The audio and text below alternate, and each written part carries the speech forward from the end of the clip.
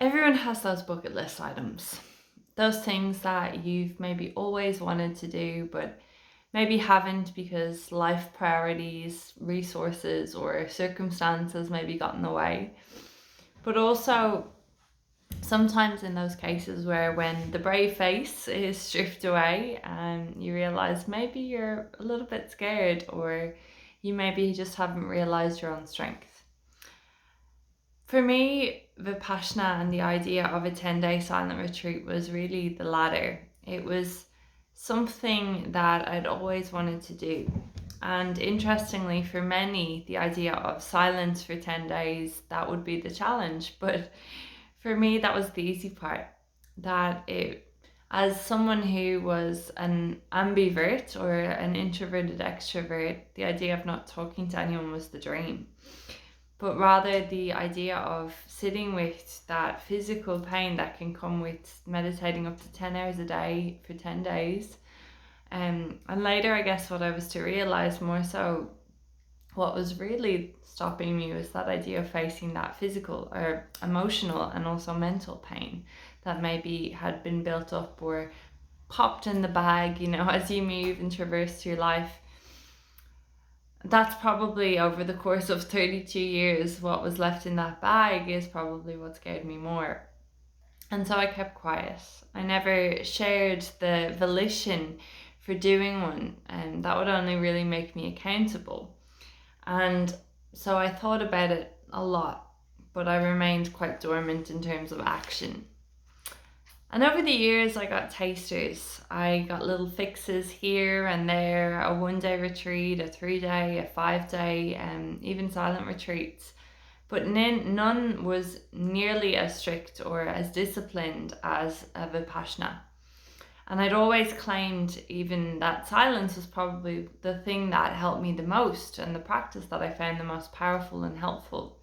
But still, I never backed myself enough to actually sign up on one. And in the meantime, I guess throughout the course of the years, I had been facing a number of physical and mental challenges. Things like burnout, chronic anxiety, stuff with body image, fertility challenges, and something which is called rumination disorder. So that was more of, I guess, of a physical thing. And some of those things were more recent, but also some of those things had spanned over decades and had been met or managed by various practices or therapies or different types of, I guess, people I was seeing to face them. But they were never really fully eradicated or fixed or healed or, I guess, to whatever level that could possibly be. And they always either were active or dormant. Now, that, I guess, paired with lockdown, the C word, COVID, and all that came with it, for me, I felt really faced a massive mirror in front of us all. All of those imperfections or those deepest pains that we had that were really brought to the surface. And for many, there was either, nowhere to hide, or else maybe a case for numbing out even more. But I had made a promise to myself in this past 18 months that regardless of what showed up, whatever happened, I would allow myself to feel, to show up for myself time and time again and continue to lean in despite what it was that I would find.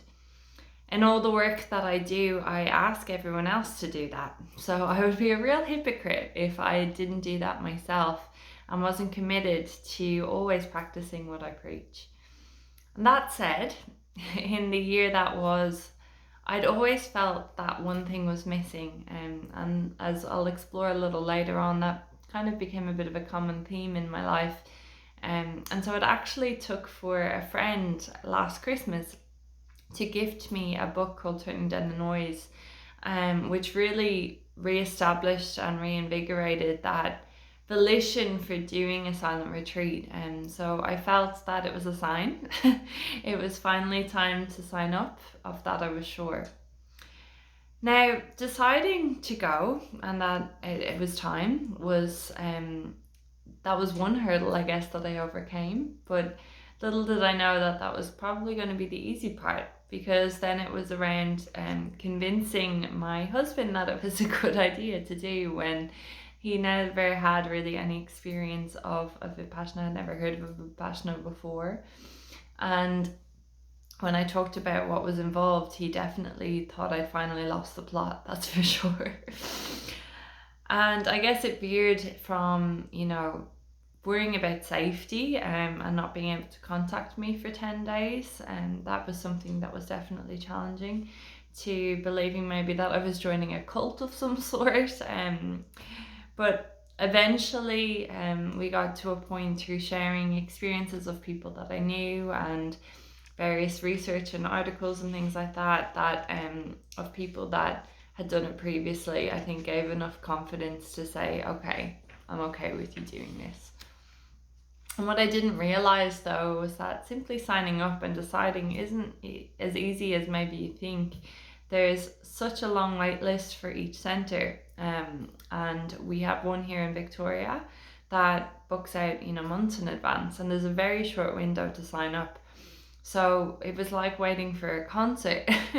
I was literally like ready to go on my computer, waiting, refreshing, and I missed the first one. But then eventually I got one for the 19th to the 30th of May.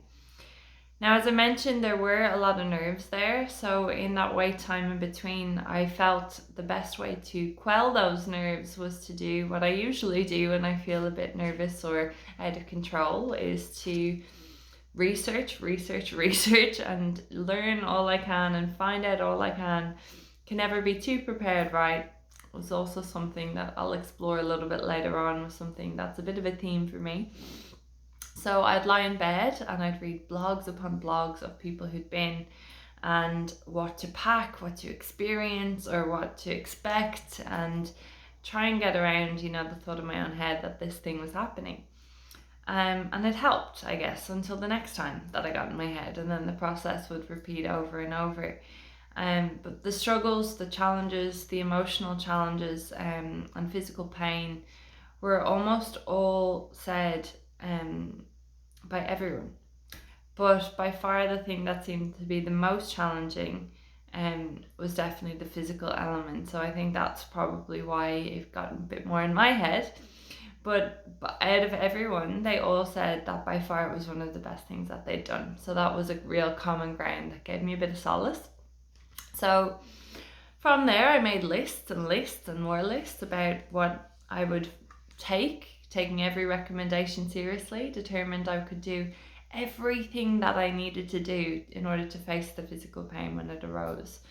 And in the few weeks prior, I guess I told more people, family and friends and people that I work with, and was definitely met with a lot of opinions, that's for sure. Some thought I was absolutely crazy and was worrying a little bit that I had lost the plot, but then others were, saying that I was very brave and courageous, everything in between. But one thing that was in common was just this real wish for me to be safe, obviously, and to get what I needed, or what I was looking to get out of the time there, which was beautiful. And with everyone wishing me well, by the time that the day came to actually go, I really felt all of those people and those voices behind me, supporting me all the way as I faced that new challenge. Now, on the day that I was due to leave, I noticed all my usual nervous tendencies were kicking in. I was trying to do and think of everything possible.